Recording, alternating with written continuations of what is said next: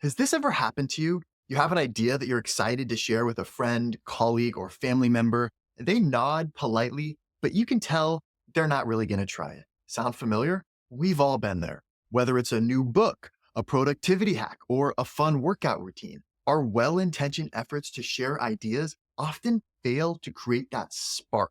But what if there was a way to change that? I'm Andy Earle, CEO of Write It Great, an elite ghostwriting firm that helps experts and thought leaders package their ideas into books that change people's mind. In this video, I'm going to introduce you to the game-changing concept of Zen communication. This is a powerful approach to sharing ideas that can help you cut through the noise and make a lasting impact. Remember the launch of healthcare.gov in 2013? This website was supposed to simplify the process of signing up for health insurance, but it ended up becoming a convoluted mess. People couldn't figure it out. They ended up frustrated and overwhelmed, and they just gave up. How does this happen? One of the biggest reasons our ideas often fail to get through is something called unintended complexity. It's a concept that John Sweller, a cognitive psychologist, has spent decades researching. Sweller's work on cognitive load theory shows that our brains have a very limited capacity to process information. When we overload our listeners with too much complexity, their mental resources get strained and they just tune us out. The thing is, your listeners aren't going to tell you that you're overloading their cognitive bandwidth. Instead, their reaction might just look like resistance or indifference. Yeah, okay, thanks. Yeah, I'll try that. That's a great idea. If you've ever received this kind of response before, you know the sad truth. They're never going to try it. People say this type of thing because they know it's what you're looking for, but they don't intend to actually do what you're suggesting. We get this kind of reaction all the time from our friends, lovers, coworkers, and students. When we ask them about it next week, they say, "Oh, yeah, right. I still need to do that." Or maybe, yeah, remind me what that was again? The problem wasn't the idea itself, but the way you communicated it. When we don't have someone's true buy-in yet, we need to simplify our ideas way more than we think.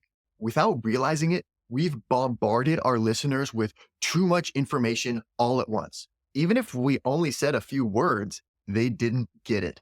To master the art of Zen communication, we need to first recognize the psychological factors that make a message feel complex in the first place. Turns out there are a few key culprits. The first one is called information density. When our brains are bombarded with too much information at once, they can't handle it. And the result is that even if the individual ideas are interesting, the overall message gets lost. Have you ever been in a conversation where the other person just won't stop talking? They keep piling on details and backstories and tangents until your brain feels like it's about to explode? That's information density in action. It's what happens when we try to pack too many ideas into a small window.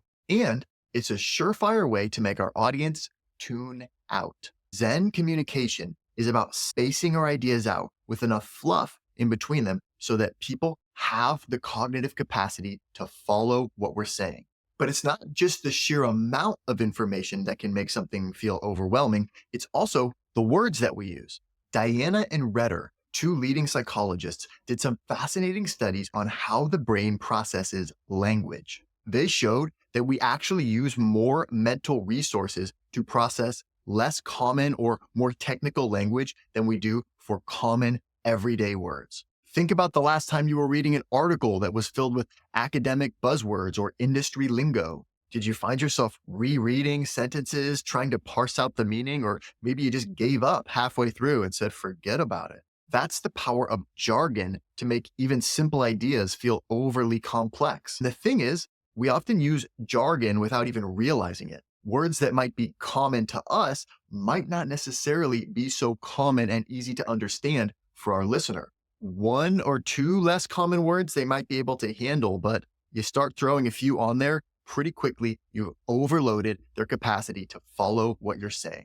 So we've covered information density and specialized language, two factors that can make our ideas feel needlessly complex. But there's one more piece to the puzzle, and that is structure. Lev Vygotsky, a pioneering psychologist, recognized the importance of structure in learning. His research showed that we understand ideas better when they're presented in a clear, logical sequence. But here's the paradox. In an effort to be comprehensive and cover all our bases, we often end up making the structure more confusing. We jump around from point to point, we go off on tangent, we backtrack and repeat ourselves. And the result is that our audience gets lost in the maze of our message. They can't follow the thread, so they tune out.